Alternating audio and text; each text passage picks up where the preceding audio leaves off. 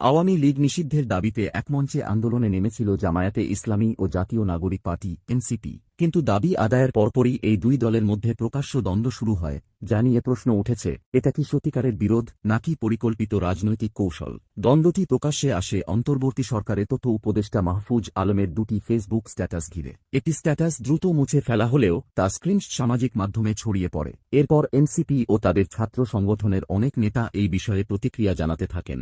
আন্দোলনটি শুরু হয়েছিল এনসিপি নেতা হাসনাত আবদুল্লাহর নেতৃত্বে। পরে জামায়াত, হেফাজত ইসলামী আন্দোলন সহ আরও কয়েকটি সংগঠন এতে যোগ দেয়।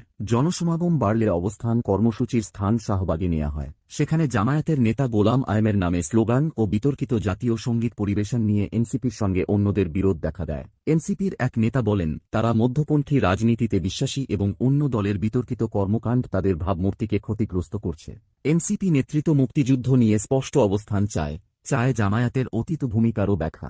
সবশেষে রাজনৈতিক বিশ্লেষকদের প্রশ্ন, এই দ্বন্দ্ব বাস্তব নাকি একটি সুপরিকল্পিত কৌশল? এর উত্তর সময় দেবে।